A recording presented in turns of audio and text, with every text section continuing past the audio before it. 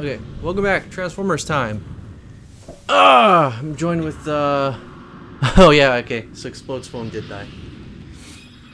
So we're gonna be, getting to the almost end of the Autobot campaign. And I'm joined here with, Reggie and Explodes pretty soon, because, his phone died during the bit of a Fire Emblem talk we just had. So, you guys didn't join us from the last episode. We were just talking. I was kind of explaining to Reggie. There was a couple of Sonic cartoons that were out there. Oh no, we got this is the halfway point, so to the core. Okay. So before I start here, Sonic had technically four cartoons. There was the 290s ones, the mid 90s ones. There was the Adventures of Sonic the Hedgehog. It was the comedy type style of show. And then at the same time, they had just Sonic the Hedgehog, and it was the more quote-unquote serious, episodic take on the show or the IP. And then sometime after that, there was Sonic Underground, which Sonic Underground was everyone, including myself, believes that's the worst Sonic cartoon that has ever been produced. Yeah, I never heard of that one. I've heard of the other two, I think. But I've never heard of that one. Sonic Underground gave Sonic siblings and made Sonic a descendant of a queen, and also their superpowers involved music. It was really, really dumb. It was really dumb. After that, it would be years until Sonic X would come out as the next animation deal, and then to today where we have the Sonic Boom cartoon, which I honestly feel like Sonic Boom is the best cartoon of Sonic ever made. That says a lot. Which is hilarious considering their game sucks. Yeah, isn't that the irony there? Okay, so we're going to be going into the core with Prime, Ironhide, and Warpath. I'm going to be playing as Warpath because actually Warpath is one of my favorite of the unknown faces of the Transformer characters. He's a tank. He's a tank, and he likes to thank you by shooting shooting things right out of the cannon by saying "thank you." He has a really funny I was gonna say speech impediment. He has a really funny speech pattern. I forgot if they kept it in this game, but in the cartoon, he was very much one of those like meatheads. I would say he talked real dumb like, and he was very, very strong. So that was kind of the gimmick they had with him. Warpath is a really cool character. I really like his Earth mode tank they used in the cartoon. Something very appealing about that. But yeah. So we're going to let this cutscene play out, and then it'll give us some context. Having embraced his destiny Context? as leader of the What? Autobots, We get Optimus context? Prime leads a small band of Autobots to save I thought we just watched Cybertron explosions itself happen. from the clutches of Megatron. But to do so, they must first rescue the mightiest Autobot guardian ever created, Omega Supreme. Omega Supreme.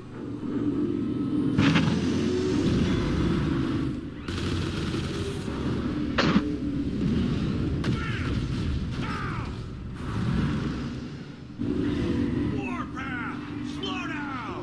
What's wrong, Ironhide? Too rusty to keep up? Great! The Decepticons are locking down! Why'd you bring this kid, Optimus? You're about to find out. Kablam!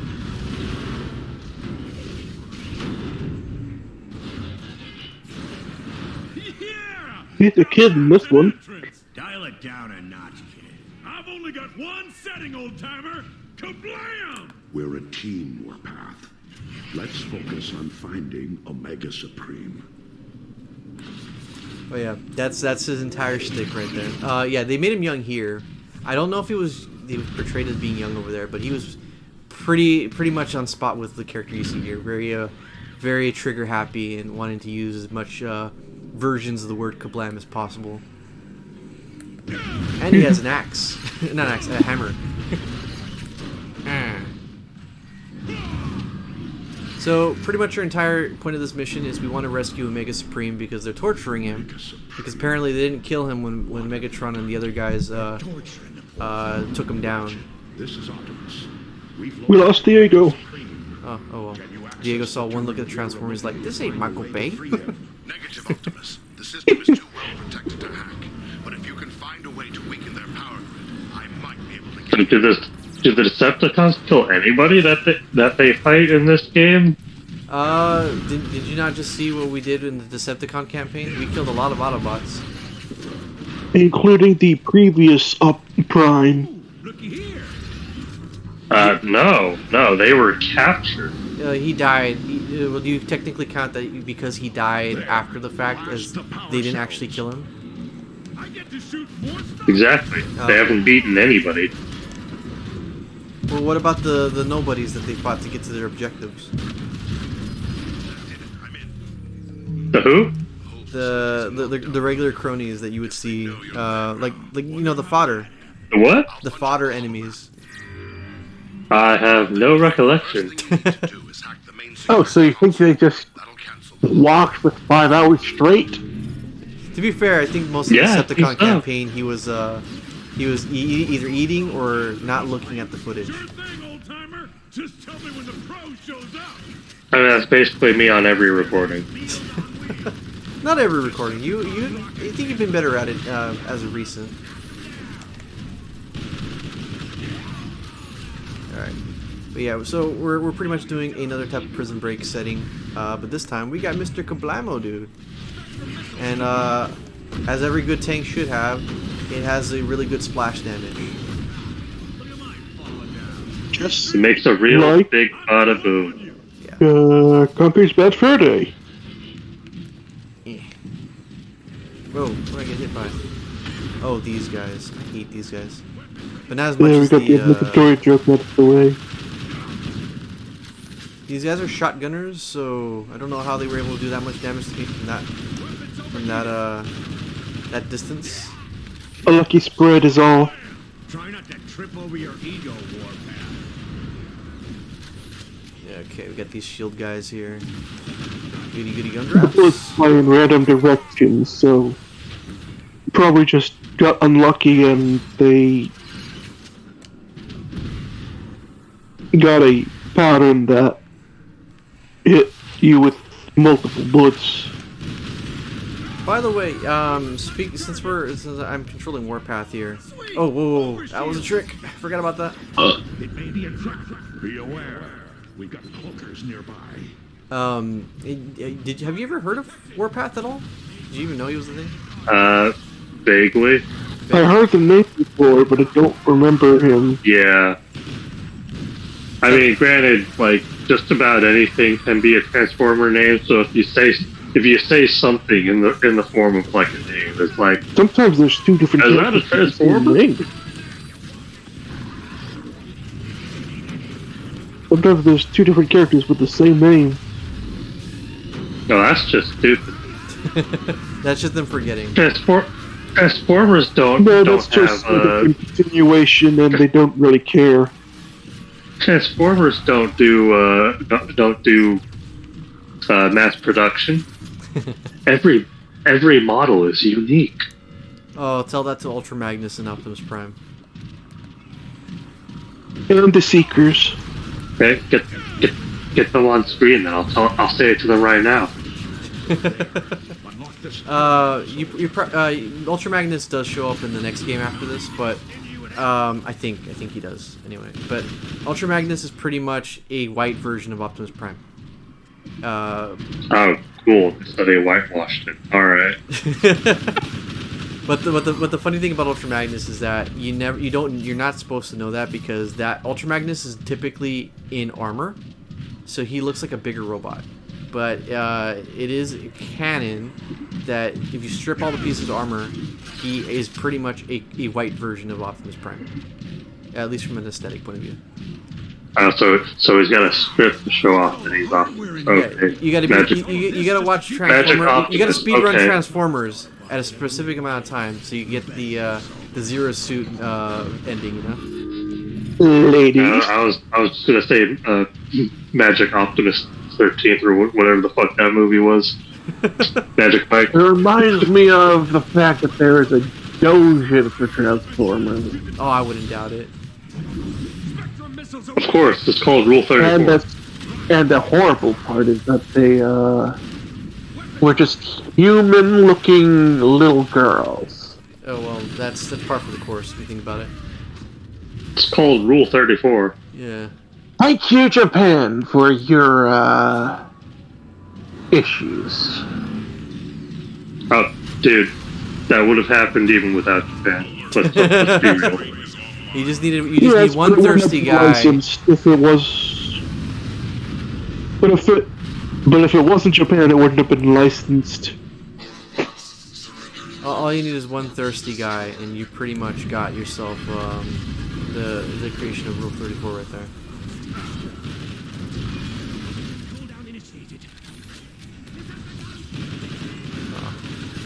Oh. Grubby hands here. There we go. They heard us talk about Rule 34. I wanted to see. I knew the robots we were talking about because hey, they're Decepticons. I'm pretty sure because they're evil, they'd be into that stuff. Those are just the things that are not rated PG, you know.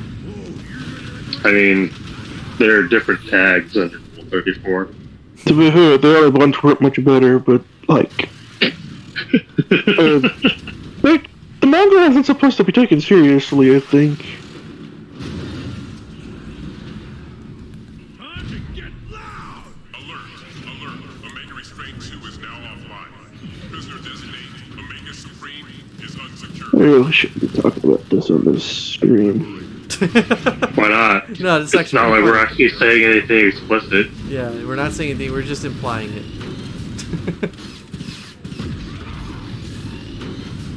Yeah, it's called subtlety. Yeah, it's called you can get away with it on TV. Are you implying anything any of us says is subtle? Are you implying that it's not? Yeah, I was just about to say that thing's Reggie.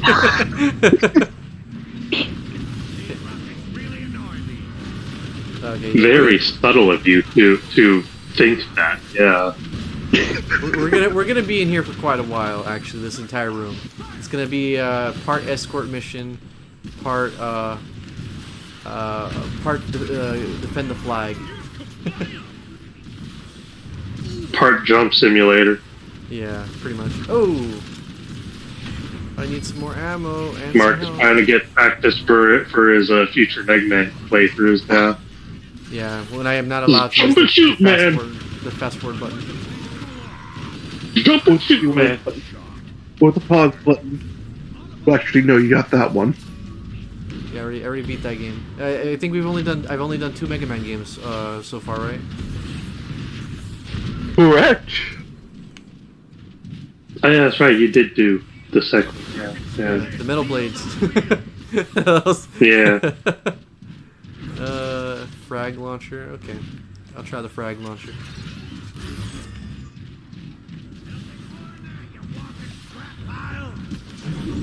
Yeah, let's see. We got you over here. Get out of my sight. New leader Optimus Prime. Omega Supreme. Grateful. We're glad you're free, Omega Supreme. But I need you to open the Omega Gate immediately. Systems weak. Repairs required. Ratchet, do you copy? I need you here. Double time. I'm on my way, Optimus, but it'll take me a few cycles to reach you. Perimeter advisory. Good. Itching to blast somebody. Now you're Did you even use the word cycles in the original cartoon? You heard him, Autobots. Psychos? Get these defenses Cycles. Oh, no. That's more of a modern term that they've done. So it was really, literally just a thing they added for Beast Wars, and they just kept it. It sounds like something a robot would deal with time, I guess. Because they interchange between cycles, clicks, nanites, those type of things. Okay, these shields are going to be useful for later. Parsecs. Parsecs. Okay, cool. Yeah, this game makes me feel like I'm good at aiming, but I just realized after playing this game, after playing Fortnite and all that stuff, this thing tracks.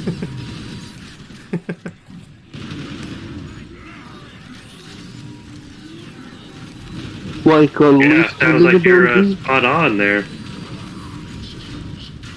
Please heal me. Please heal me. Whoa, whoa, whoa, I'm stuck. I'm stuck. It healed you too late, and then it ate you.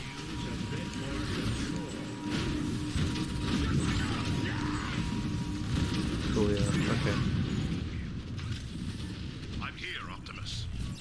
Ooh, that freaked me out. I thought I was going to be in a dead game right there. You are in a dead game. Oh, technically, they did shut down the multiplayer server, so yes.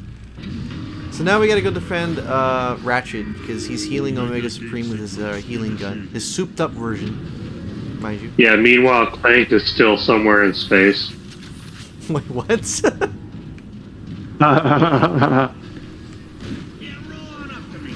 Explodes. Oh, okay, I got it. Sorry, I was a little late to the joke there.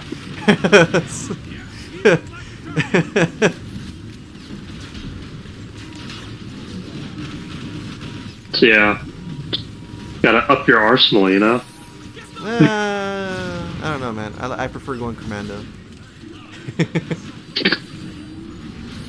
If I remembered any of the other titles, I'd throw them out right now. But There was a couple I of don't. names that got rejected. There was a couple of names I know that... Oh, go ahead.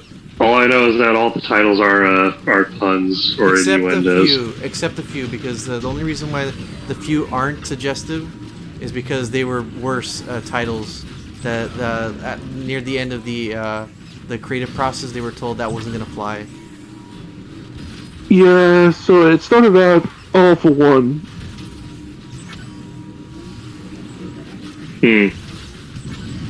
The Dead Zone, the gladiatorial combat one, that one had to get a more PG friendly one. I played the demo for that one. Was it any good? Yeah, I mean, I didn't really know what the fuck was going on because I was like I was still in grade school and it was a demo for that only lasted like maybe 15 minutes at most. It was basically like a survival mode, but like, you know, I didn't know what I was doing. Mm-hmm. And then the game came out, and then it wasn't just that arena. Like, oh, it's an actual full game. Well, it's shorter than the average Ratchet and Clank, but still. Omega game Yeah. sequence, 50%. I don't think it had a subtitle. I think it was. Then again, I might be thinking of something else entirely. But If you're thinking about the arena one, I think it's called Deadlocked or something like that. maybe, but the Ratchet and Clank that I know of, that I played, I don't think it had a subtitle to it. I think it was just titled Ratchet and Clank. So it was just the first game then. Probably. That would make so much sense. But it did. But the demo for the game that came on the pizza box. Oh, pizza box! Oh man, Pizza that Hut. takes me back. But The demo that was on that disc, it was like some sort of Coliseum arena in space. yeah.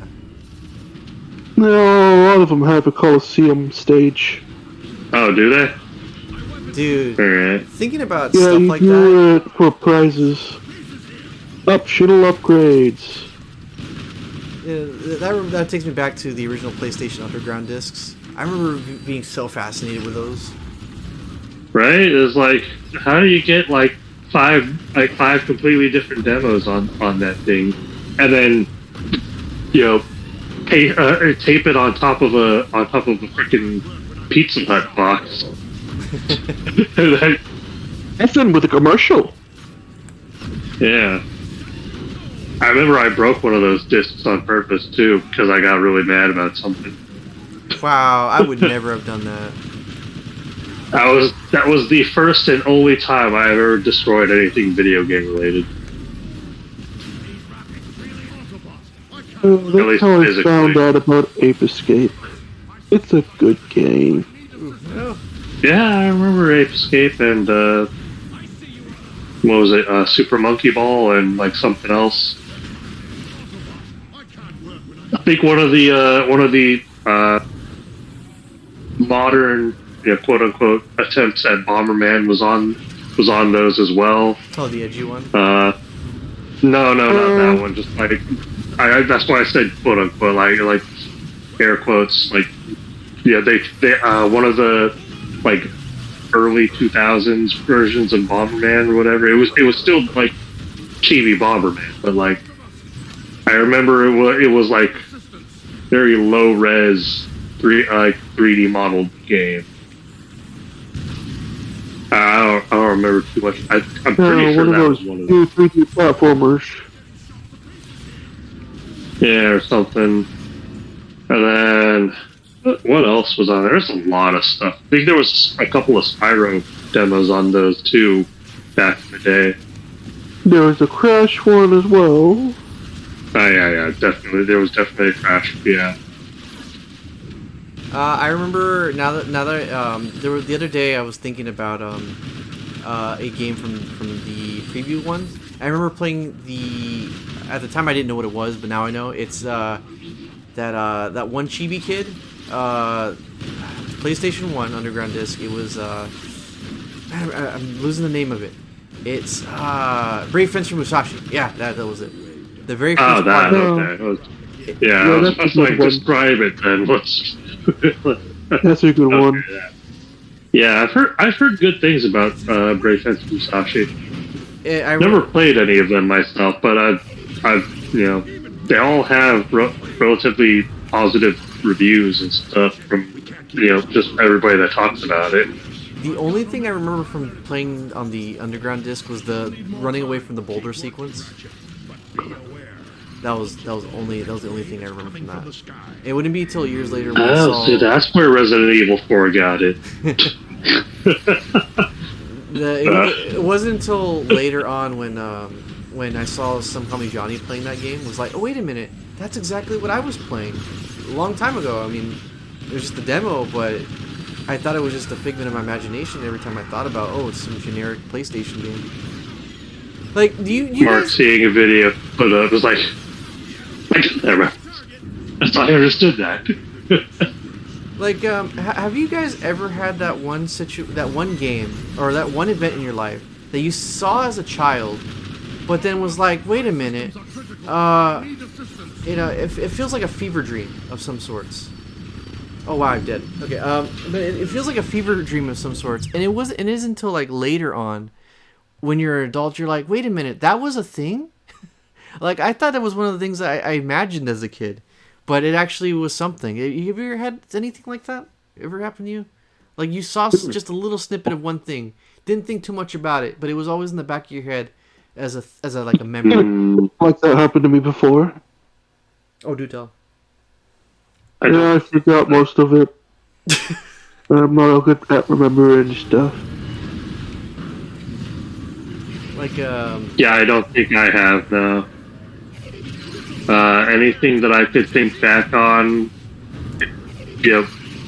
relatively clearly enough to consciously know, yeah, no, it wouldn't. I don't think I've had that moment.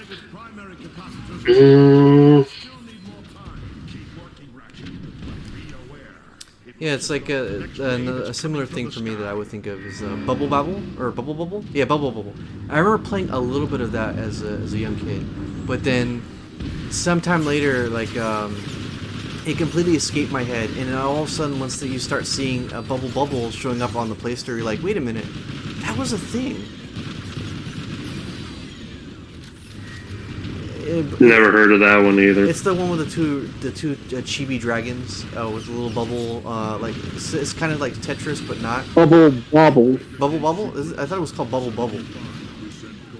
Nope. The second one has a O. Oh.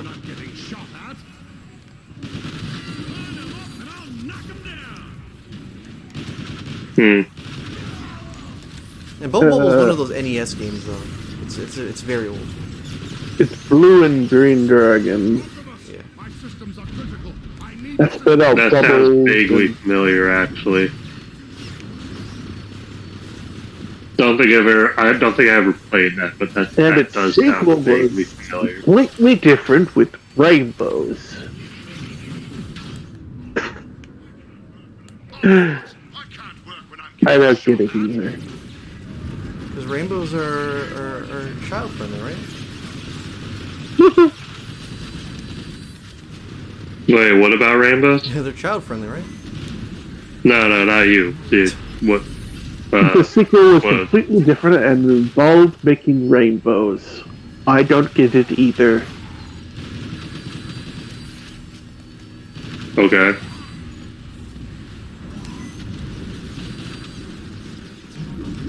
Oh, right. Out of the ammunition. Better go get some more.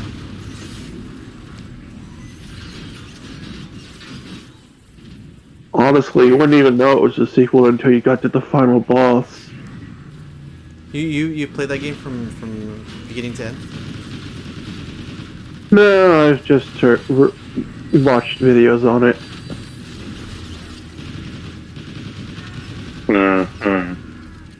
But yeah, that's my point. It's like some things I've seen in the past feels like a fever dream. Like it's like, wait, that actually was a thing? I thought I was hallucinating. But good to know that stuff like that, little bits of nostalgia still come in my brain cells. Another of these big guys here. Come on, Ratchet. You gotta fix this guy up really fast. Well, it'd work a little faster if he had to play. Oh, unfortunately, this is the game that doesn't have Clank in there. It's just Ratchet. Wasn't there a game where it was Well, just then you're Ratchet? shit out of luck. Wasn't there a game without Ratchet? Or was that just a game without, We do not talk about that one. Yeah, there was a game of just Clank. Yeah, was it bad? It was bad. just like how Spyro tried to make a Spyro game without Spyro. You mean Skylanders? No, I mean the one about the dragonfly. That happened? Yeah. Are you sure? Yeah, that game sucked. I had it on it was one of the first PS2 titles we ever had. Oh, okay, so it's a PlayStation 2 era game. Because I only remember the first three that came out. Yeah. Yeah, so there was the PS1 trilogy, and then when PS2 came out, I saw I'm dead again. one of the first things they did was they did like a spin-off sequel where it's just so like Spyro's there and he's like kind of coaching his dragonfly buddy, but not really. Like, the dragonfly's mostly on his own, but the problem that like the game is like trying to solve is, it's like in places that are that are only big enough for stuff like bugs, like Drax the Dragonfly or whatever the heck his name was. Oh, Jack and Daxter? So, no, Oh, okay. Spyro. Oh, okay. Thought we were shifting gears. Sorry. No, whatever the heck the name of the dragonfly was. I think it was Drax. Sparks. Yeah, it was Sparks. Yeah. Sparks. Okay, Sparks, Drax, Darks, whatever. Sparks, whatever. Yeah. You know Jack and Daxter, though. Daxter also got his own game. Yes, he It was did. actually pretty good. Yeah, so from what I heard, yeah. All of their sidekicks got their own spin-off, and pretty much none of them did good. Financially? Yeah. Okay. Or Yeah, critically. but Daxter was just because he was on the PSP. Oh, yeah. Yeah, it's but kind like- of a console to go to die. Yeah, but Everyone else just sucked. yeah.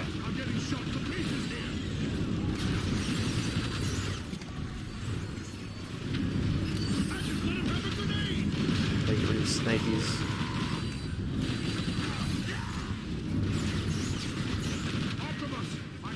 What? I need assistance.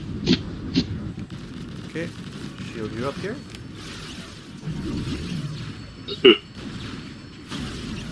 Thank you. Like how these sniper bots just don't show up on my screen until I leave.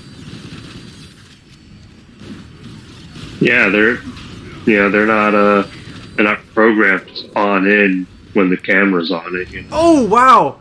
I thought I was going through the side tunnel. This is gonna be a bit, guys. Go on. So Jack and Daxter, they got their own type of game. On the PSP, right? It was just Jack or Daxter, rather. Yeah. Daxter. Yeah. I'm surprised. It seems like a lot of the OG PlayStation IPs, they tend not to get they're not really preserved really well. Like they don't get current games No. anymore.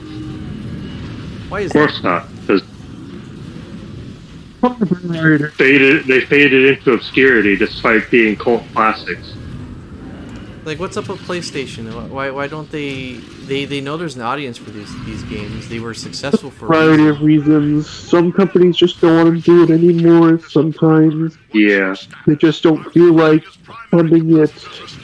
But I still need more time. Yeah. Primarily, it's I think licensing and the companies themselves. Well, that's unfortunate. I mean, just like look how long it took for a Banjo-Kazooie game to come out again, right? Like people love Banjo-Kazooie, and that shit didn't get another game until like 20 years later. Hey, wait, are you talking about the spiritual successor or a legit one? Or are you talking about Nuts and Bolts? Whatever the fuck there is a recent Banjo-Kazooie title, is there not? No, they're No. not. What? No. That's The Lazuli or the something. original creators formed Platonic and then released Ukulele, which the first one wasn't really received too well, but Wait, the what? sequel to that was... So what came out in the last 5 years then? What? You're thinking about that game. Ukulele Pages something. Ah, man, I keep dying to these sniper guys. Was it not a Banjo-Kazooie title? No, it was not. I remember there being like a lot of hype about a Banjo-Kazooie game No, coming out. You must have heard that. And then from- people were disappointed because it wasn't the collectathon type platformer game that everybody wanted. Actually, it was exactly what they wanted, they just didn't like it.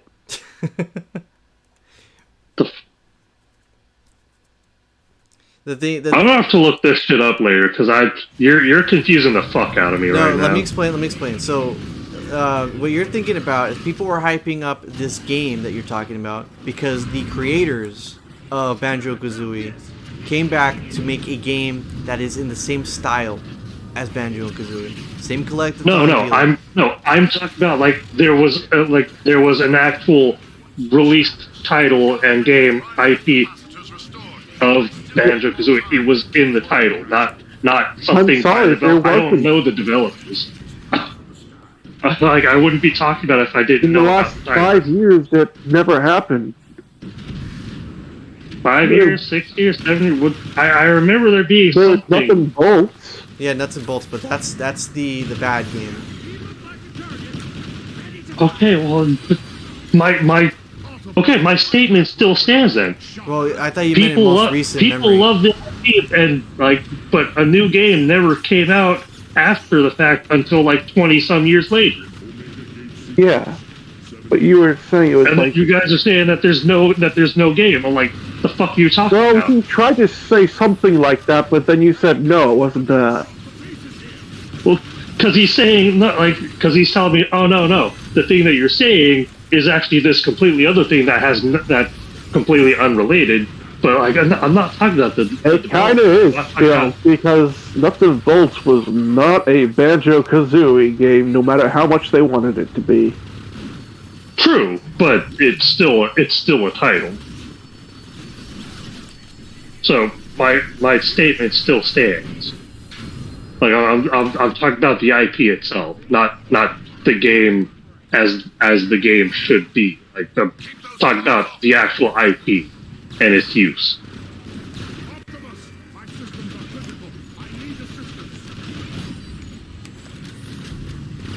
guys. Do your job and defend this guy. So that's your job. I have too many jobs. The NPCs aren't supposed to do that for you, otherwise you're not playing the game. Play the game. Mark's job is currently to blow stuff up. And take names. But not in that order. Actually, exactly in that order. And he gives them the names like Smokestain and Reptile. I'm getting slightly annoyed that I have to go shield up all the time. Okay, I need ammo. And this part is pretty difficult because of the situation you're in. The terrain's not the best. Even for a tank. Oh, great, get these guys in. But yeah. But all your enemies are in the open. Yeah, but I'm also in the open too, and I'm a tank. Alright, then you shouldn't have to worry about it. Tanks don't take damage. Yeah, they do. They They just can take take a less lot of damage. it. Tanks are armored.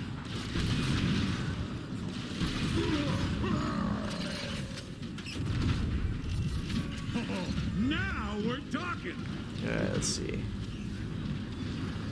Oh, we got another big boy over here. War of attrition. War of attrition. No, war of attrition. I like how the brutes, they have to reload their weapon, but I don't have to do that when I use it. That's probably why it breaks.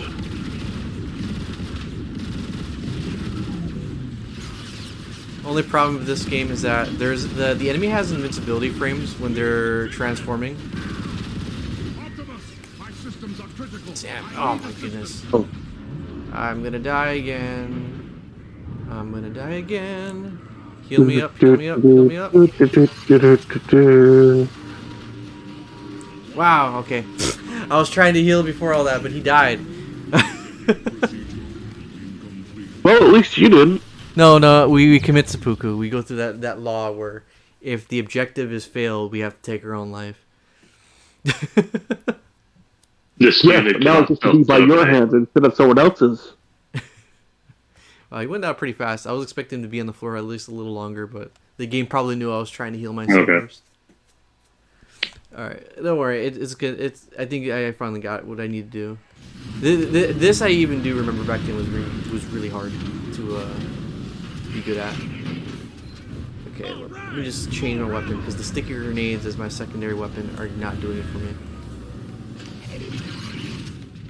There we go. Ratchet, we can't keep this up forever.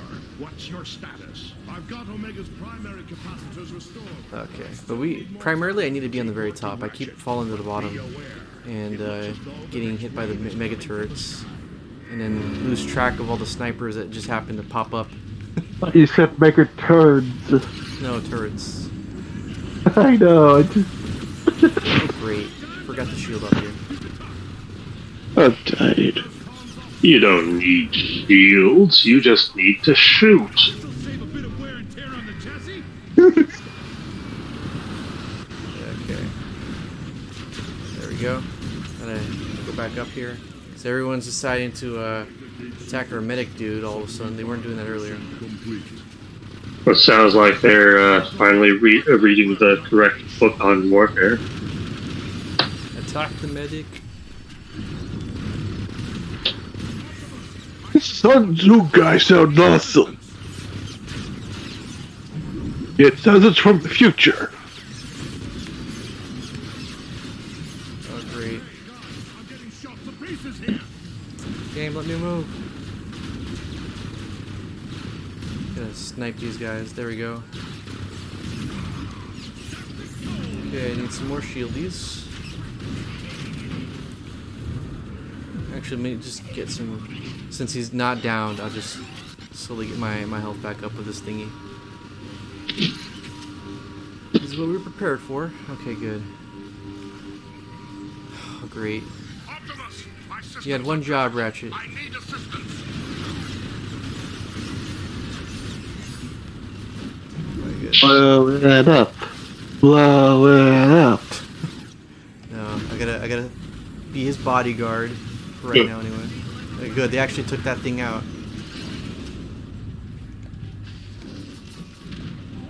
Okay, cool. The big boys are gonna be coming in pretty soon. No? No? Okay. Times like this, I wish I had Prime's weapon. At least it was a better gun. Well, you could have. I don't know, but we've got plenty of other chances to beat Prime. Keep those comms off me. IE2. Oh, damn it. Ah. I took him head on, and he had a better weapon than I did. Alright, this part is extremely difficult, guys. I'm sorry about it. Anyway, conversation-wise, have you guys ever had a PSP at all? No. No? Yes. How was that? It was fine. Lasted me a good while until my analog stick broke while I was playing a 3D game. Ooh. Yeah. I really wanted to finish the story on it too on my own, but I was like, I'm near the end. Should I just watch it on YouTube? That's not my playthrough though. So I'm like, fuck. So to this day, I don't know what happens at the end of that game. I was like, Well, you refuse to look at it even now? I've got Omega's yeah. is restored. I still have my PSP. It still works. It's just that the frickin' analog stick needs to be like set back into place. The thing it dislodged itself inside the socket. So while it's still there and I can rotate it and like still do something, it's barely detected, and it's mostly like detecting like it's stuck in one spot. So I was really annoyed. And it didn't even the game I was playing when it broke was a game that I had already beaten. So it was, fuck. It's like I could have been playing this other one that I still need to finish. But it's like now I felt like, you know what, I want to go back to this other game for a bit because I really enjoy it. Let me go play that for a bit. It's just a structured in a mission based format, and then fucking I'm fighting this big ass monster, like I'm dashing around and just slicing and dicing at it, and then right before I'm like getting close to the killing blow, I was like, what was that? Why can't I move? The game must have been so intense that it broke. Pretty much, yeah. I was just like, fuck. But yeah. I had a PSP for a while. A lot of games that I wanted were unfortunately Japanese only. So I was like, Oh. I could have played those, but I wouldn't have understood anything that was going on. You know, and since majority of them were that I was interested in were some form of RPGs, it's like it's kind of like the whole point that I wanted to play any of those. But if I can't understand the story and can't get any of the context, then all I have is gameplay, which, you know, gameplay on like some weird ass JRPG can only take you so far if you still need to learn the menus like constantly. But All I remember the yeah. PSP being known for was the fact that it was an RPG machine. Yeah, it was. And it had a lot of good ones too. It's just I didn't get the chance to get like a lot of them. Like I should have, since I had a buddy of mine, finagle with my PSP so I could play whatever I wanted on that shit. But yeah. Ah man, I am way too in the Crossfire here. I did play 2 games that were in Japanese, so it's kind of funny. I went to a save point. I hope that counts. I went to a save point. I really hope that counts. Go on. So there was the City of Final Fantasy, the very first one. Mm. When that shit came out, I was like, holy crap, there's a fighting game for Final Fantasy now? An actual fighting game of some sort? It's like, I don't care what type of form it's going to take. It's like, I get to see Cloud and Squall and Sephiroth and all of them fighting each other for real in an actual game and not just kids talking about it on the playground. I was like, sign me the fuck up. And I'm like, wait, it's only out in Japan? No. Yeah. So that was the first game I ever played in Japanese. Yeah, it was like I had never played a game that I couldn't understand what was going on or the menus and such. I figured it out eventually. I managed to figure most of the menus out. It helped that, the gear was mostly just about the stats or whatever. So I was like, okay, well, so this increases, HP or whatever. This increases attack. Okay, cool. And then the moves that you can customize, like, put one on, try it out, see what it is. And then I played the whole story. I got, I think, 4 different characters to max level on that. And then a US version was announced, so I got that too, and and played it again. And holy crap, some of the English voices in that game are not great, but I mean they're serviceable, but they're not at all what I would have imagined, especially when you have the Japanese voice as well. Mm-hmm. I was just like, these characters sound so different. I'm like, why pick this voice for this character when the original, when the Japanese voice is this other thing? It's like, it's just weird. Like, the most jarring example for that I can think of is probably Zidane from Final Fantasy IX. They got in Japanese, they got the same chick that voices Edward Elric from Full Metal Alchemist. But then the English dub, they decided to pick the dude that voices Kirito in the English dub. What's his name? Bryce Papinsbrook or whatever, right? Yeah. And it's like those are such different tonal ranges. Like you have one that's like deep, right? Like it's deep and soft, but then like you have another one that's like really high and almost squeaky.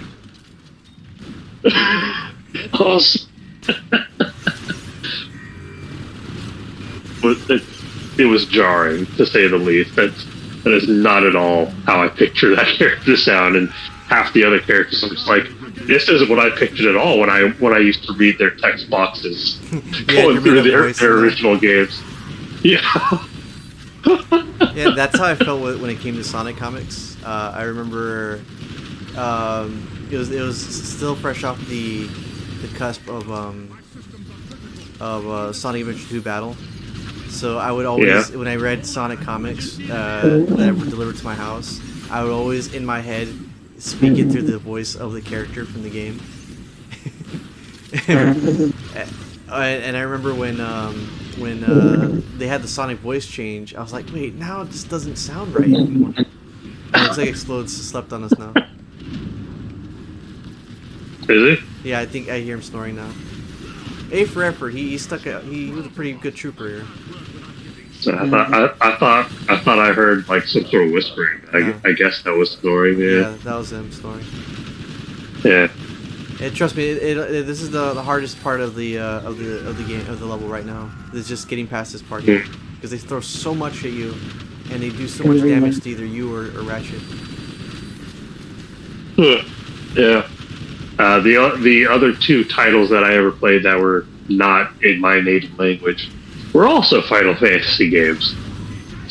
There was the second Dissidia game, which I got just for the sake of trying it out, even though it was just basically the first game but with more. And then the other one, the third one wasn't a full game. It was a demo, but it was for Final Fantasy Type 0. Back at the time, was still known as Agito 13. And yeah, that one confused the fuck out of me as to what anything meant, because it was a lot of explanations and a lot of menus, and wild. I did not understand a damn thing about it. And then it came out on the PS4 in English like 10 years later. I was like, cool. And I still don't know what the fuck's going on. I don't think I've ever. One day I will sit down with that, but ooh, wow, that was loud. Yeah. But yeah, playing that on with a big ass TV on a console, you can really tell it was made for a portable system. Let's see. Let me Like every map is just a tiny box room. Okay, now we're back.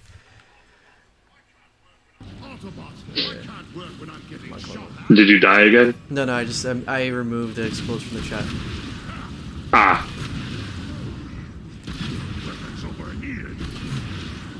Oh well. Yeah, but yeah, I feel you. I don't think I've ever been in a situation where I played a game where I couldn't understand it. At that point, I think it's a deal breaker for me. Yeah, that usually is it for me too. Like the Dissidia thing was like, it was Final Fantasy. It was every single main character of Final Fantasy coming face to face to duke it out. I was like, I don't need to understand the story to understand what's going on here. All right, okay, so good. Like, one god summoned all the good guys. Okay, one god summoned all the bad guys. Okay, cool. And they just all happen to have and like each one that was summoned has like a deep connection. Okay, cool. And that's the source of fighting. And like while I was playing through the story, I'm like, okay, so I hear something about Crystal. Yeah, that's something Final Fantasy. Yeah, okay. And then like just throughout the game, I'm just like, they just said something about heart. They just said something about friends. They just said something about promise. I'm just like, it's like, yes, words. I like hear them on anime. You know, when you talk about like a word god or whatever the case is, that reminds me of like the basis of almost every phone game that has multiple characters in it. Like, oh, this person summoned you, and it's you, the player. Yeah. Well, and in the case of Dissidia, it has like an actual like lore that's like slightly tied to the first Final Fantasy game due to some of the characters involved in it. Goodness. Like you got the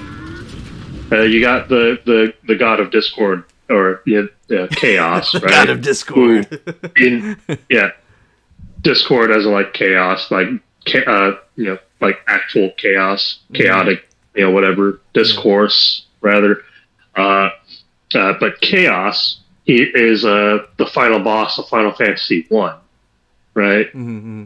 And then Garland, the guy that becomes Chaos in Final Fantasy 1 from like some weird ass time loop or whatever, is in Dissidia, right? He's the Final Fantasy 1 villain character representative, right? Yeah.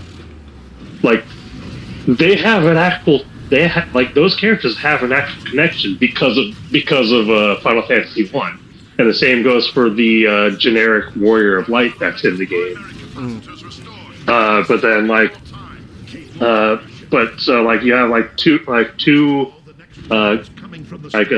have the god Chaos and the goddess Cosmos, right?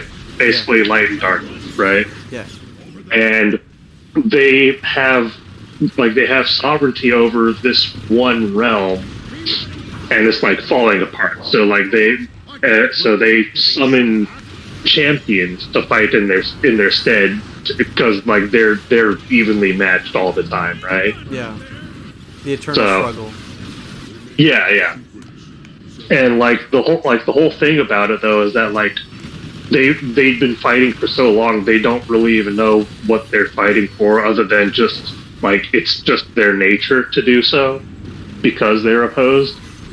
And like you get like, right, and like there's these small snippets in the middle, like as you're going through the story, where like Chaos is like reflecting on what he thinks might be memories or possibly just dreams of like him and the other and his enemy actually ruling together. It's just like that's so weird, but it's also kind of sort of harkening back to like something from like one of the other games as well.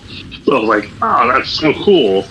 And then you also find out that like really the true villain of all of it is actually the dragon Shinryu, which was originally just a bonus boss from I think Final Fantasy V, and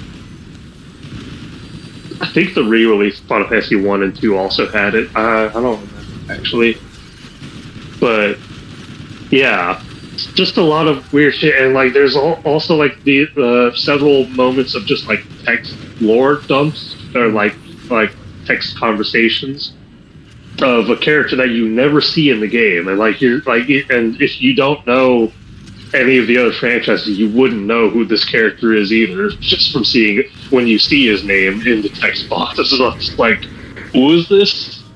But there's also like it has like another character from the other game that's tied to all of this lore. Like the world in Dissidia, from what I understand, is actually kind of like it's basically like a simulated reality, kind of like it's a fake world made by this dude called Sid. The Final Fantasy title was Sid of the Lufane. And basically he made that world, if I'm remembering correctly, it was something about wanting to reunite with his lost lover or something. Yeah. Which he made the goddess Cosmos in her image. And then but then like the world gets taken over by Shinryu later on, and like that's something that like all the little random text boxes that happen between chapters kind of starts to paint if you put them all together. Completely lost on me when I was playing it in Japanese. Oh, so the heart of everything was not there because you couldn't understand it. Yeah, but once I played it in English, I was like, wait a minute. Like these names seem familiar. I've seen these names somewhere before when I in discussions talking about and like, you know, other stuff talking about the other games. Is this actually canon? Was it? Did it end up being canon? I think it's like loosely canon. Like it's not really, because like like all the other characters there, and like the original lore of the first two Dissidia games is that like they pulled the characters from their world and then like stripped them of their memories so that they would fight, right? Which is so that like without like any problems or like of like past connections, but the connections are still there, because otherwise no pairs could have been brought in, right? Yeah. And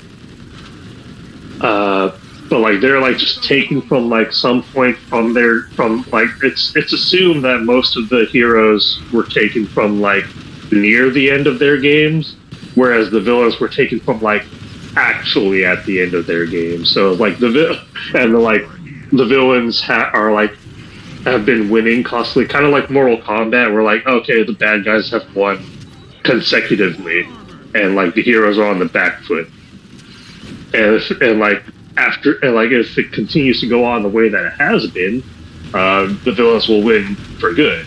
Yeah. And so the whole crux of the plot of the first Dissidia is that Cosmos decides to split her power and give it to her champions to end the conflict in her stead. So she basically dies, and then like everybody gets powered up. But first they have to obtain the crystals, which is basically just they have to go through some sort of a mental trial, basically, to actually prove that they're worthy of it, and then she grants them the crystal, which is the split parts of her power and Are you whatnot and all this serious? stuff. That's all I had to do was activate that one terminal, which would have set up another self-defense mechanism. That's why I was dying, because I never set that one up. I don't remember doing that.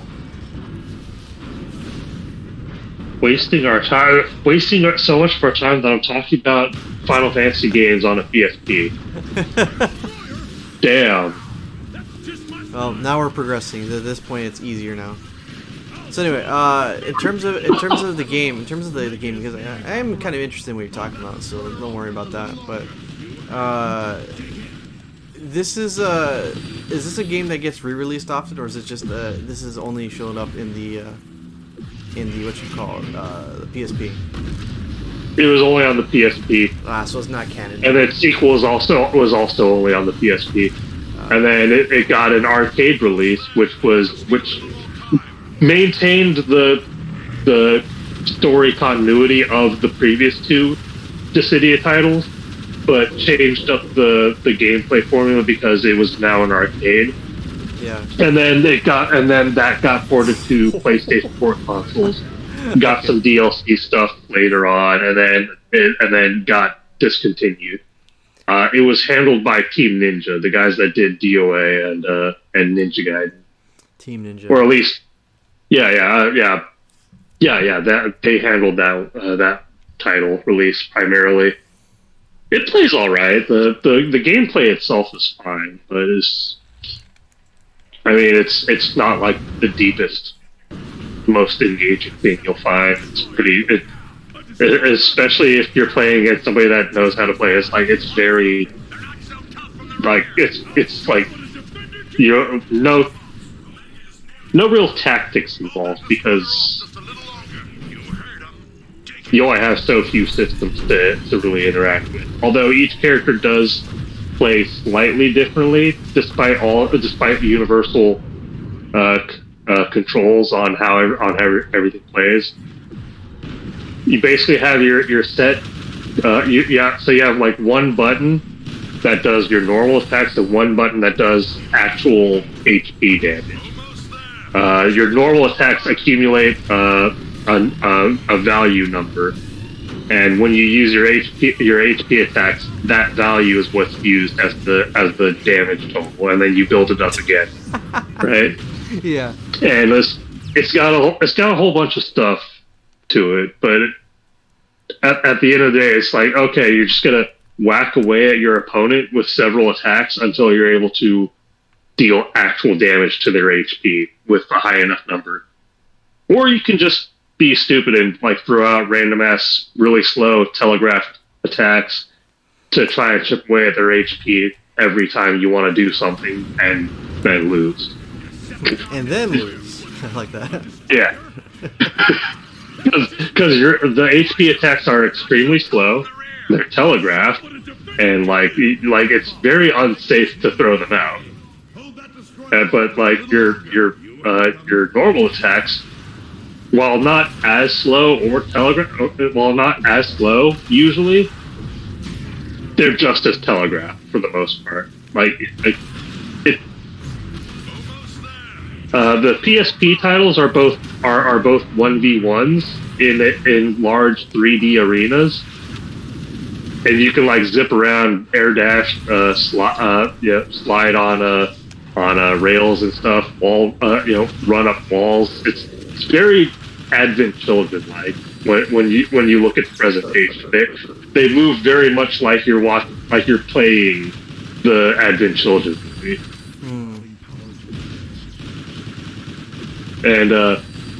I liked it for that. I enjoyed having children, so that was fine by me. But yeah, I primarily used Cloud, Squall, Sephiroth, and well, who was the other character I used the most?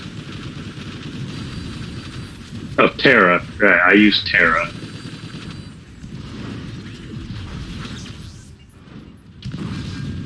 But yeah, they're fun games. They're PSP though, so not really worth. I would say it's worth getting if you're a fan and you have the capability of getting it. Like, yeah, by all means, go ahead and get it. Right?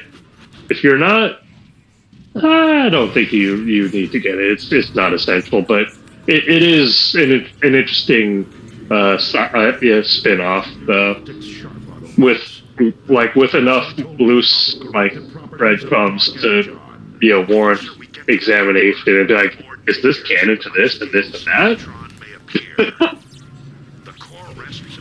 Oh, definitely. Yeah. When I think of like weird spin-off things, did you ever see the Dragon Ball Fusions?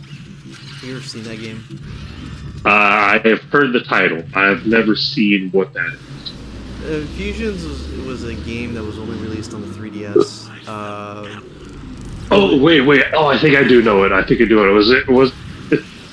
It's not. Was it an RPG of the Boo Saga or? No, it's totally original. It's current, so it has Dragon. Oh, okay. Stuff. Never mind. Okay, I don't know it then. Well, yeah. When I think of like the spin-offs, I think of that one. I bought that one purely because you could fuse. They marketed it as you could fuse almost every character from the franchise and see what type of fusion you get. And okay. It was a novel idea. You could fuse Goku and Gohan, Trunks and Vegeta, Majin Buu. Well, I mean, those type of things. Goku, Gohan, Tien, Yamcha, stuff like that. That already existed in Budokai too. Well, did you ever have a game where you had Videl and Pan fuse?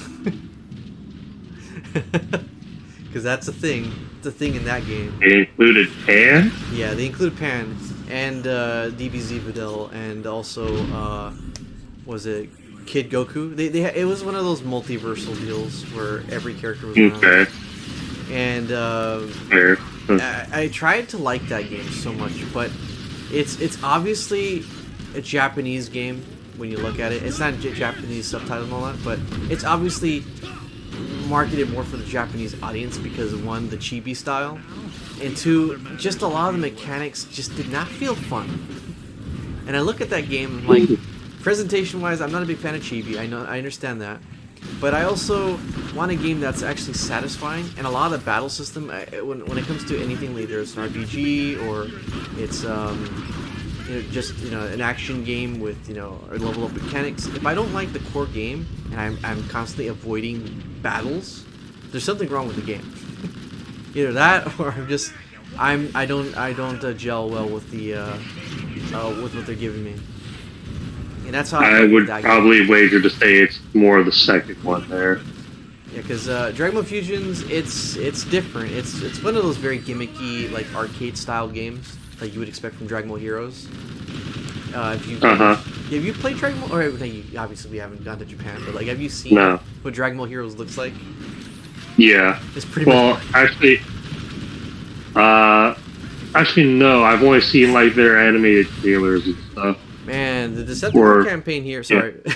Go ahead. Go ahead. I was just saying I've only seen like their animated, the animated stuff, which always confused the fuck out of me when I'd see them in like random ass videos. Yeah, because Dragon Ball Heroes is pretty much fan fiction on crack. Yep. And you got the Super Saiyan 4 Broly, you got the Super Saiyan 3 Bardock and all that junk, and that's pretty much what the Dragon Ball Fusions was kind of going around the lines of, though it wasn't it wasn't using Dragon Ball Heroes as the continuity. It was just like its own thing. But I mean, to be fair, though, Xenoverse took the concept from Heroes and just ran with that to make the premise of it. The whole time travel bit.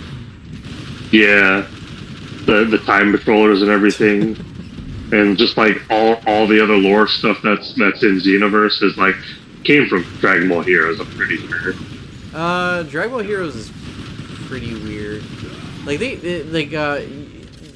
I'm pretty sure they even knows. Like people watching this, you might say Dragon Ball is the show that you watch for the action and the fighting and all that. Well, this one, yeah, they know the story is crap. They know exactly what they're there to sell cards. They're not there to give you substance. Yep.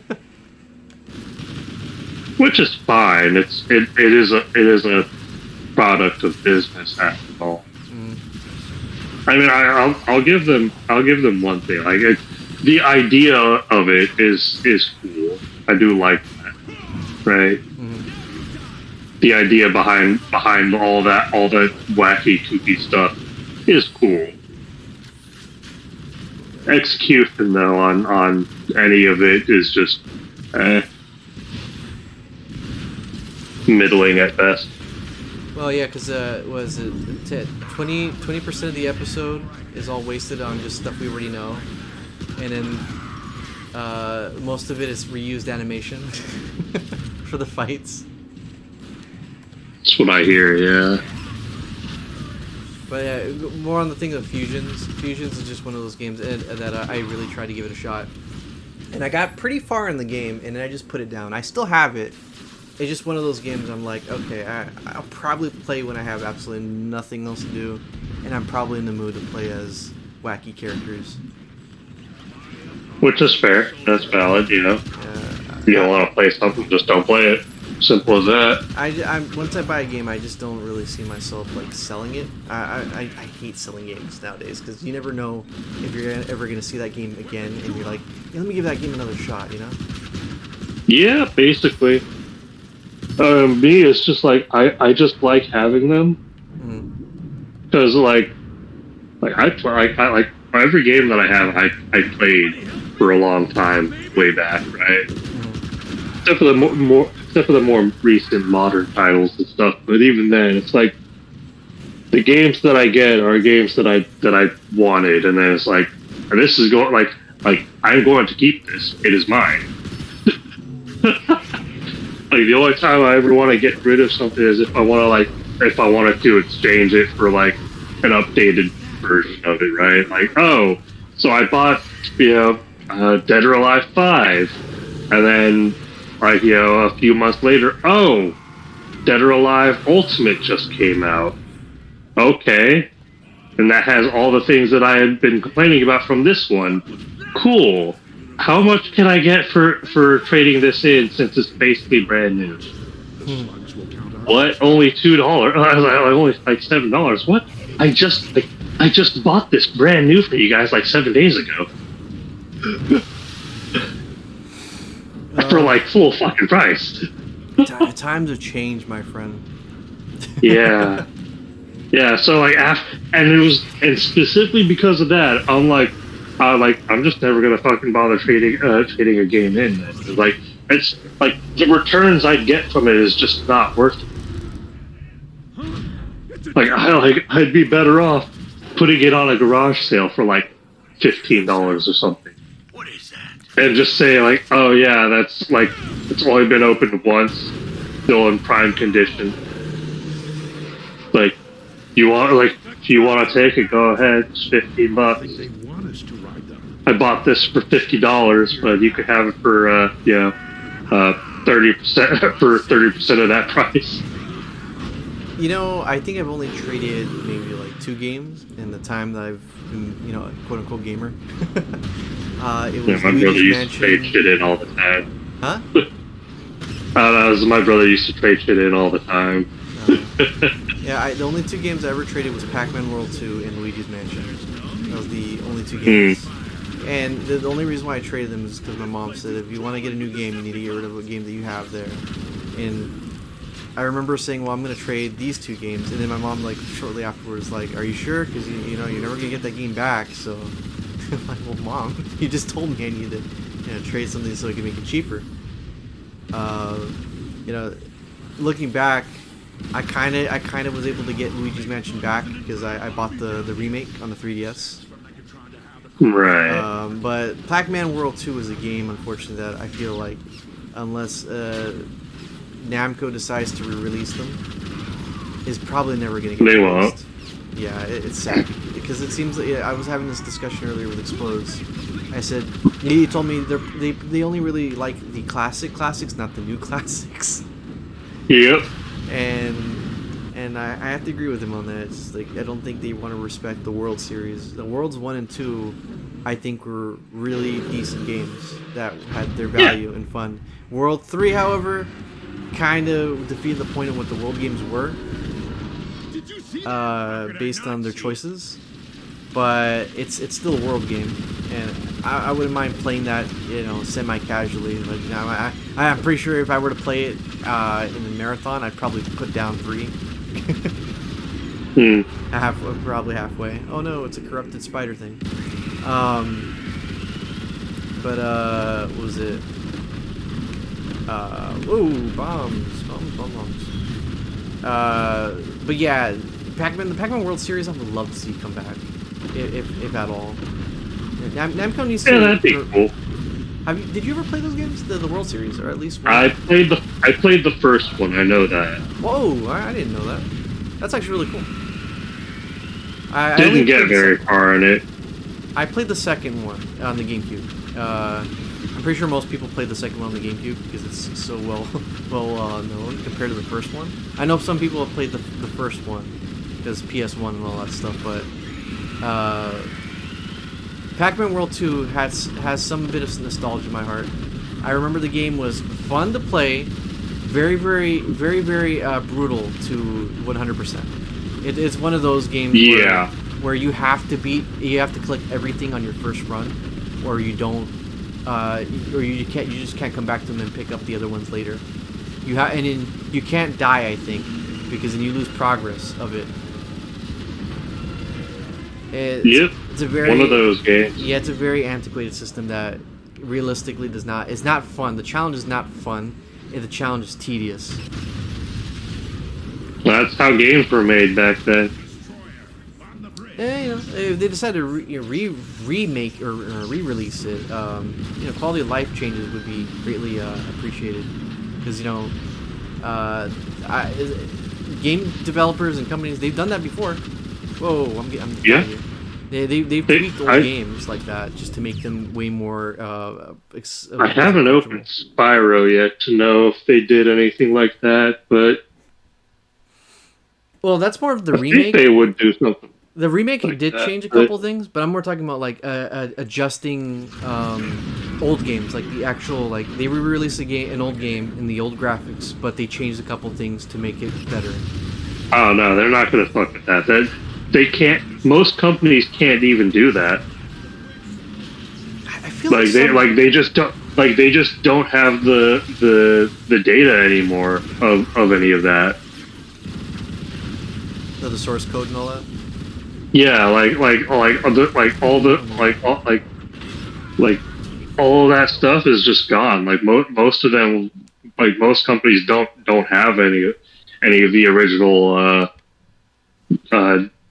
files or whatever of all that crap. So I know Kingdom Hearts was a really bad example that they threw out the code for it, from what I heard. Yeah, something. Yeah, Kingdom Hearts or something. I forgot what the fuck it was, but they threw out the code because they didn't think they were gonna need it later. and then they made Final Mix, and it was like, oh. and then they remastered Final Mix. Yeah. And then not only that, but they took a game for the 3DS and completely redid it to be played on a Sony console. What was the understanding? Why did they think they weren't going to need it? Is it because they thought it was going to be a one-time game for Disney? No. So with that, it was more just I think their like the original place that they had that stored, I think got destroyed or damaged. I think was what happened with that. But in a lot of other cases, like most companies, like they're like the source codes or files or whatever will just get lost, or like just it'll just end up lost usually, or discarded because it's like super old. Because I know nowadays when people produce games and all that stuff, especially the bigger companies, they hold on to that stuff. Especially Nintendo, they have the source code for practically all of their games because because like the people lost too much shit. I was just like, well, crap. You know that whole deal with the data, the big huge Nintendo data leak, right? That they had they got leaked out. I don't know if you. Yeah, that was what, like a year ago or 2 years ago? Yeah, no, I think it was a year ago. Okay. But yeah, it really what is shooting me? I really want to know what's shooting me. But the thing is that when it comes down to the source code and all that stuff, I look at Nintendo because I know Nintendo is a very they like I said, they have their source codes and all that stuff, but they've modified older games in their existing engines to make them more approachable to today's gamers. I know they've done that before, so it is possible to do that. But considering what you said, that majority of people don't really do that, that's news to me. At least I'm pretty sure majority of them don't do that. If they did, then like there shouldn't be any problems with like actually like answering fan demands and like doing a remake of something or whatever. But yeah, like I'm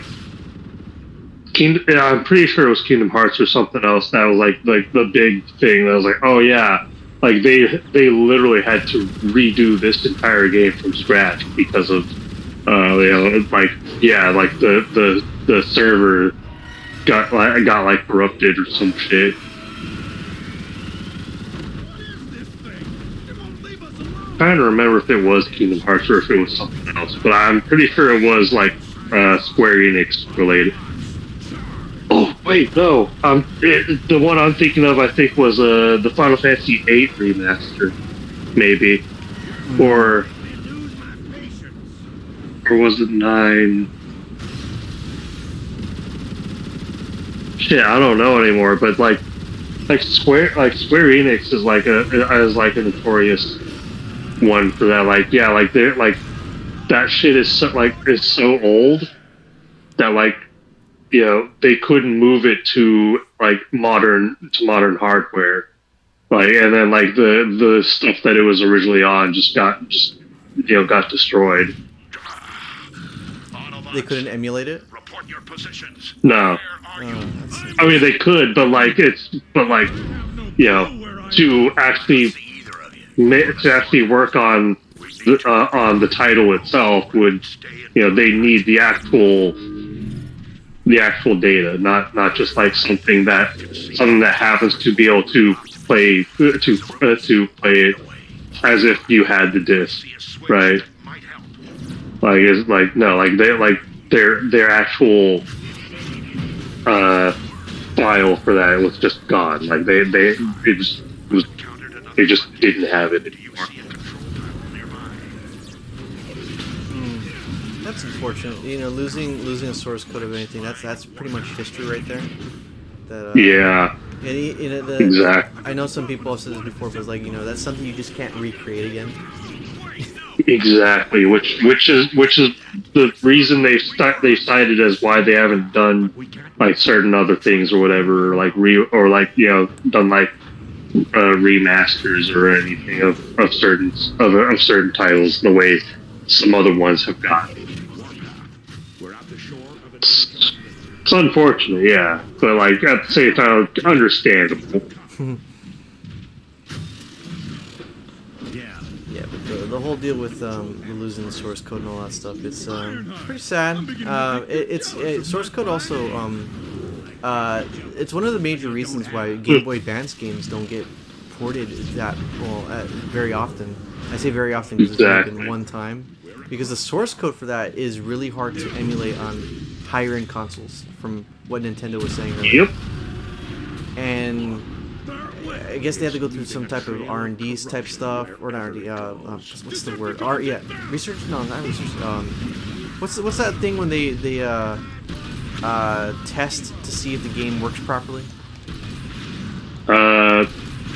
Troubleshoot. Debug.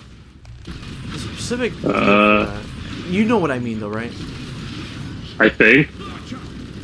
Well, main point is that their main thing is that every time someone asks them, "Oh, how come you just don't re-release the game and see what happens?" Because Nintendo's very stingy about the quality of things.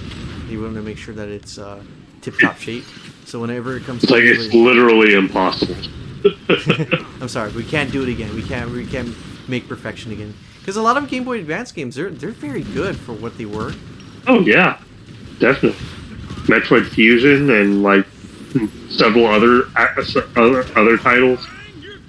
So much good shit. Yeah, I know I'm a big Sonic fan and all that stuff, but like the Advance games are really fun. Like the only thing keeping me back is just the fact that the screen's so tiny to me nowadays, and I want to play it on a bigger screen. Yeah. And what's another, like the Mario Advance games? They're essentially like really, I would say, definitive ways to play the original game. Because they have a fresh coat of paint, they have quote unquote voice acting, and they're different enough that I would say I like playing this version as opposed to the OG version. And then what's another group of them that I have on my deck? Didn't Golden Sun come out on the Game Boy Advance? There were titles for Golden Sun, yeah. Golden Sun didn't originate on the Game Boy Advance, but Golden Sun did have titles on GBA, yeah. Okay. I remember my uncles had a copy of that game, and I played it a little bit, and I didn't understand it. I thought it was Final Fantasy back then. Nah. I don't think it's not Square. It's another company that made Golden Sun. It's just another JRPG. That's all. It was one of the bigger titles alongside Final Fantasy back in the day. Let's get the last of those floodgates open. Oof. Okay, we're finally making like legitimate progress here. We're because it was just stuck in that one stupid spot with Ratchet. Okay, so because GBA games, man, they were really good, except the audio. I think everyone agrees the audio was pretty bad. Wow. I mean, some of them had good audio. It's the sound chip, but not. Yeah, that's the main thing.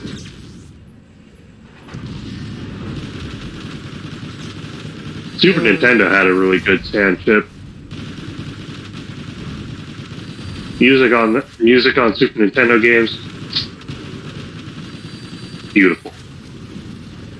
I think we talked about this before, but do you remember the cartoon episodes that they put on the Game Boy Advance? Huh? Do you remember the cartoon episodes they had on the Game Boy Advance?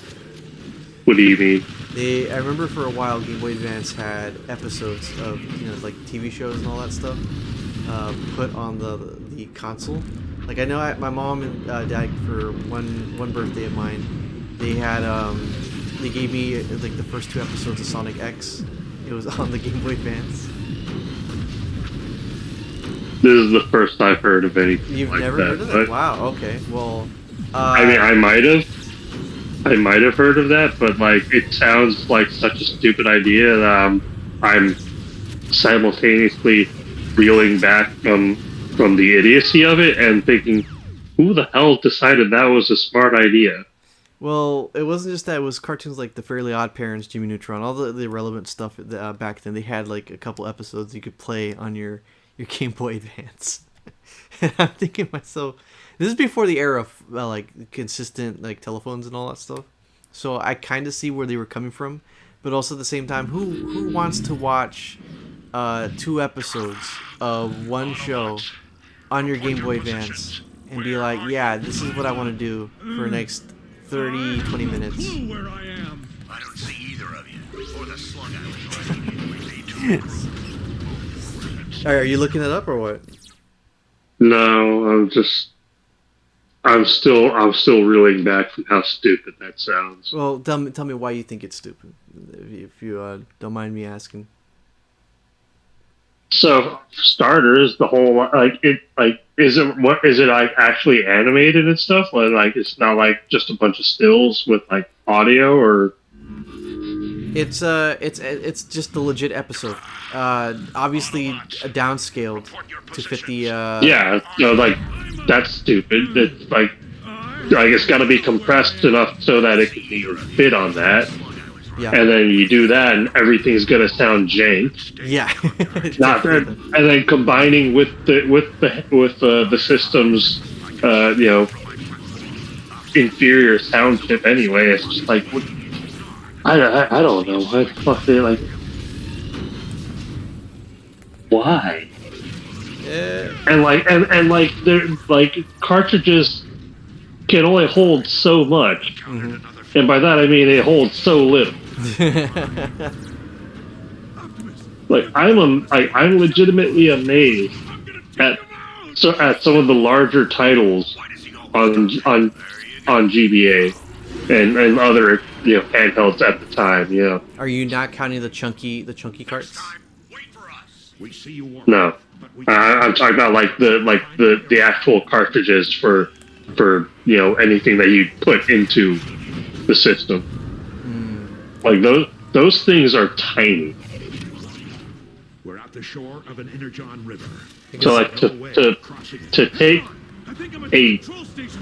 take something straight from television and compress it so much so that it can fit on that is mind-boggling. Why would they do that? Well, it would be the same as like That's why so would they inefficient. it would be the same essence like them putting 2 episodes on a VHS, right?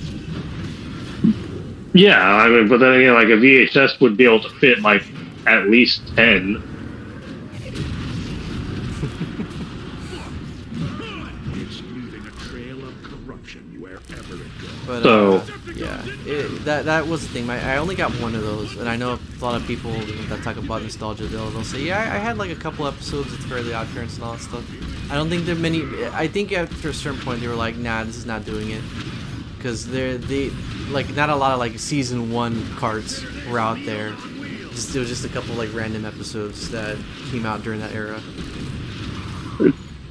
not even I'm not even gonna say like that's smart because the thing was like a episodic, contained to an episodic format where nothing really nothing really interconnects. Like even then, that's still a horrible structure because that's so fucking tiny. Like what? Why? That's like trying to fit fucking The Hobbit into a movie. Oh, dude, that got me But reminded. they did. That got reminded. They did make that a movie, and they turned it into 3, despite the fact that the book's not big enough to be that. It's like why would you do something like that? That reminds me big time of how the original chunky iPods, they had Spider-Man preloaded in there. Yeah. Did we talk about that at work at one point? Like you had an iPod with Spider-Man preloaded in there? No. I have never owned an iPod. My dad's had an iPod. My brother's had an iPod. My cousins have had iPods and stuff, or the Apple products anyway. I have never had one. Let's get the last of those floodgates open. Like at the time that my brother and my dad had an iPod, I had an MP3 player. So I just kept on using that for a while until it died. I still got the thing too, sitting on one of my shelves, but battery is like completely dead. and like most of the data that was on the device itself is like, I think, corrupted at this point because the battery died. That's how most So, iPods like- seem to go. So like half the music that I had is just gone, and the funny thing is that the music that I'm missing on my phone and laptop currently were stuff that I had that I used a CD to get to put on my MP3. To all of Cybertron. And so I'm like, where the fuck are those CDs at? This way. I was like, what the fuck's going on? And then like a few of them are stuff that I pulled from like the internet or whatever. Pretty cool. Unfortunate that something that I used for so long just died, and then like when I did try to recover it, I couldn't recover what I wanted. The entrance to There, the there core. were, Like, the iPod I ended up having was a hand-me-down. By the way, we're almost at the end of the level. Thank goodness. Cool. I was going to leave soon because it's already midnight. Yeah, I get you. I'm gonna speed through this. We're almost at the end. I remember this is like the penultimate part here. The one thing I remember from my iPod at the time was it was a hand-me-down, and it came preloaded with the Sam Raimi Spider-Man movie. And I remember that was made like a big deal back then. It's like, oh yeah, if you buy this iPod now, you get Spider-Man preloaded inside of it. And I was like, okay, thank you, I guess. And my dad was making jokes about it back then. It's like, yeah, you get to see an entire one movie forever. It's like that's totally worth the purchase. But I mean, just the ability to actually even play that should have been the main selling point. And then shortly I afterwards, was like, oh yeah, what's up? oh yeah, shortly afterwards, I remember that I started to look into the whole deal with putting files in it. I remember feeling so awesome when I was putting files inside my iPod, and then when I realized I could put videos in there, and I could put videos in there, the first thing I did was Don't waste any more time. it was dumb, young Mark here, but I remember the first thing I did was put in the 4-hour speed run of Luigi's Mansion, just so I could look at it for hints of how to play the game better.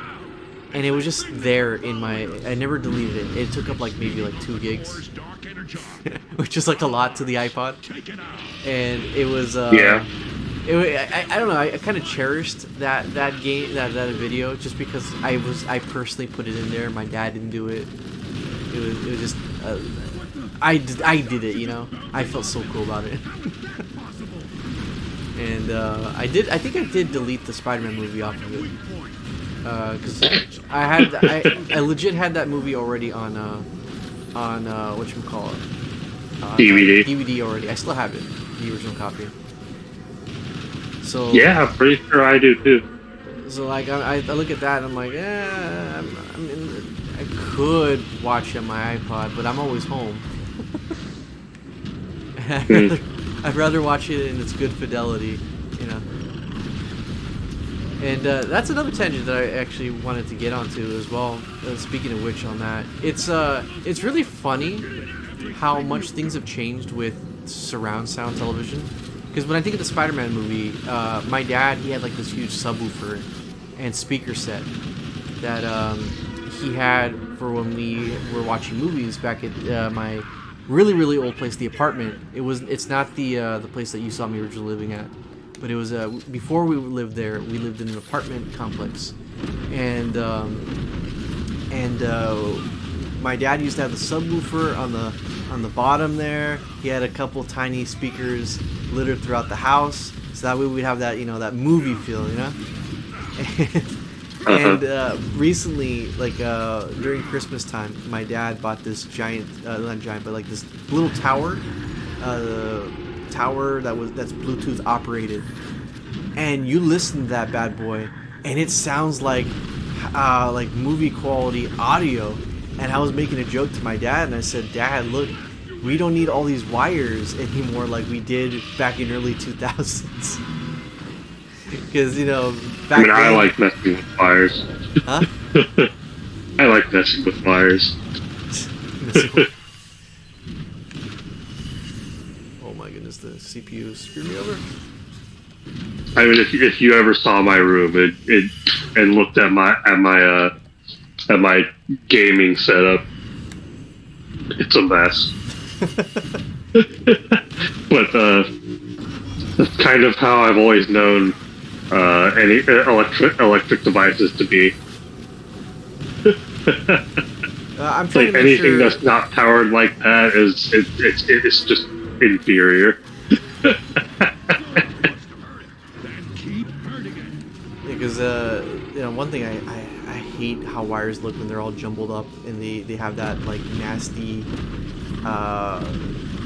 like you know when you put your earphones, your wired earphones in your pocket and they come out all like knotted in between.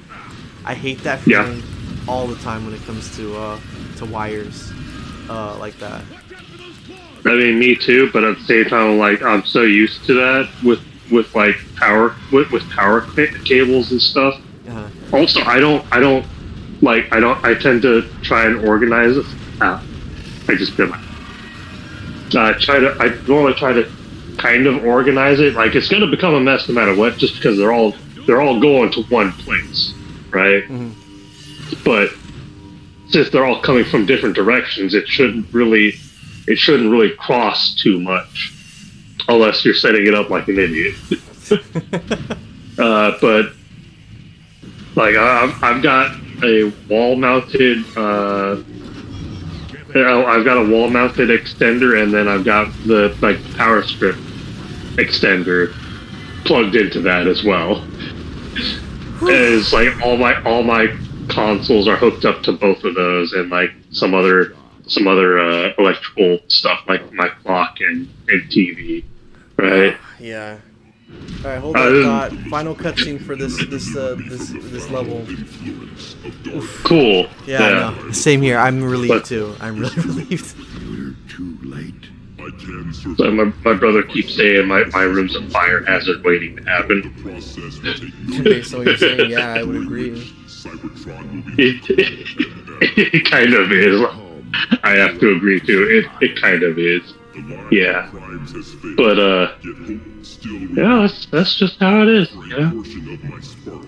So for the context of what's going on here, Cybertron, the core of Cybertron, because apparently the planet is also a transformer. It's telling Prime that it's going to go into like a long slumber. So all the power. The Odin sleep. Recognizes and welcomes Optimus Prime. What? The Odin sleep. Yeah, the Odin sleep, and all the power on the planet is pretty much gonna fade away. So he's giving him the Matrix, which I'm pretty sure you're kind of familiar with. The Matrix is not the Allspark; it's the Matrix. It's essentially the Deus Ex, yeah. It's the Deus Ex Machina tool that the Optimus uses when they're losing. But yeah, he's pretty much saying that you guys need to go find a new planet to go and draw energy, because you guys have ravaged this planet too much of it fighting each other, and that prompts the next game where they're pretty much on their way to leaving the planet Cybertron to go to Earth, etc. And then they continue to fight. Yeah. They continue to fight on another planet. But anyway, yeah, that'll do it, man. That one section where I have to protect Ratchet, it is as bad as I remember. Because even back then, I used to die a lot on that part. It was just a lot of. Well, it might not have been so bad if you would, I don't know, done the actual objective. Oh well. You noob. Oh no, I'm bad at this one single player game. Okay, well, that'll do it for us. See you guys next week for the second to last chapter, and etc. So until then, bye guys.